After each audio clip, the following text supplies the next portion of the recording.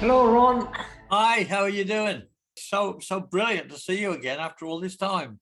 Let's put it on record that we've exchanged Christmas cards every Christmas since then. In the tragedy, really, of everybody having to be moved into Tonfanau camp, and it was good to be able to help, and particularly help one or two, particularly specifically. But I have to point out that it wasn't just ourselves that were involved. There were a lot of local organisations. I That's mean, true. That's true. everybody in the area rallied very, very well. We're a member of an organisation called Round Table, and all the organisations in the area, that's Round Table, Rotary, everybody was asked to help by the local council, and we were asked if we could help.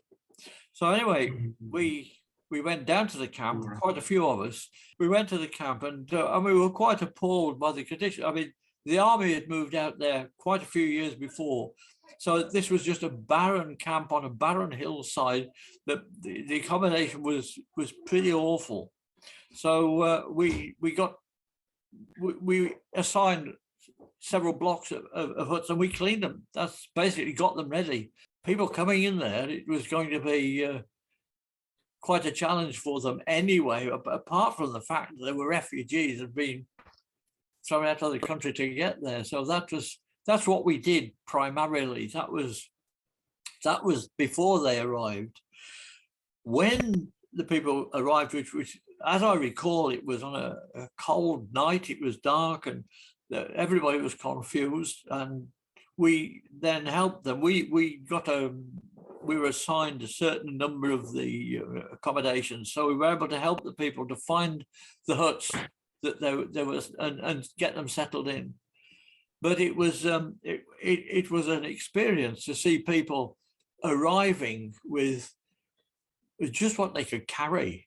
I mean, literally one suitcase. I mean, tradespeople had brought their tools with them, which made an awful lot of sense. One of the problems that did arise was that locally, people thought that the papers were misreporting that the people that were coming into beautifully furnished flats with refrigerators and furniture. Far from the case. I mean, they got a chair each, they got a rotten table each, and a bed. That was about it. And I think probably one of our main contributions was that we were contacted by the Daily Telegraph, who'd heard that we were involved and asked if we could take them to camp and introduce them to various people. So, and he arrived, and we got accommodated for the night, and we said, we'll take you down to the camp, providing you tell the true story about what the conditions are like down there. And this he did. And it completely changed everybody's attitude from then on. And there was nothing but from support. We were organised to get toys and things for the children and clothes. And it just came in, it came to find tons of support.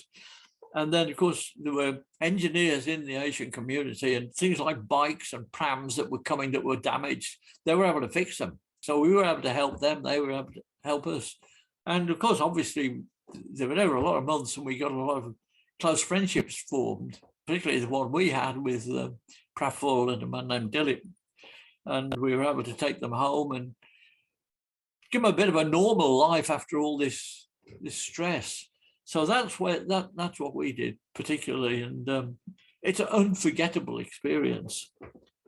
Because after we unloaded everybody the first night, we went back home and we sat there and we thought, what would we take out of a suitcase to leave the country? What would you take?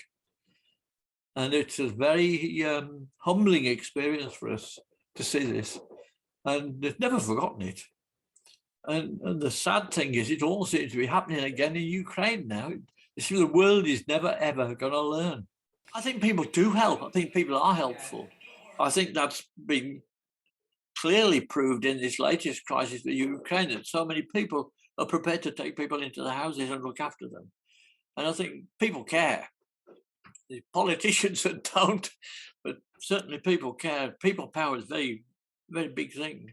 But the other thing that was quite surprising was how Some people that came adapted and survived very well, and other people, it was the end of their lives. They ruined their lives. I mean, I seem to remember that there was one case of a man who'd got a fleet of lorries there, and the last thing he did before he left was take the keys out of them and throw them away. And he never really recovered when he came back. And yet other people, you remember one guy in no time at all was running a taxi service into town. So just adaptable. People, some adapted, some people never got over it. It was a dreadful experience for them. As you know, we've just met Praford again for 50. After 50, we kept in touch for 50 years by card, and now at last we've been able to see them, which we're grateful for, and exchange what's happened in our lives over those 50 years. Good to see that he survived and had a good life, and he's got these children, and we just kept in touch because we'd formed a bond. I think they were grateful for the help that we gave. I'm absolutely sure. I'm sure of that. It's marvellous that people are prepared to step up and do this. But why does it have to keep happening?